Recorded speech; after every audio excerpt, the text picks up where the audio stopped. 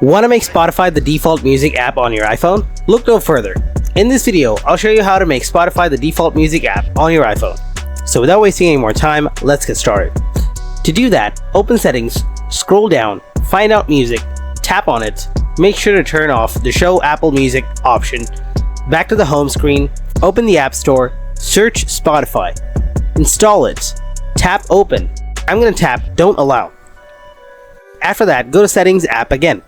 Scroll down, tap Siri and search. Make sure to enable Hey Siri. Now back to the home screen. Now say, Hey Siri, play music. Tap yes, and here it is. Hope it works on your iPhone. If you found this video helpful, then drop a like and don't forget to subscribe to our channel.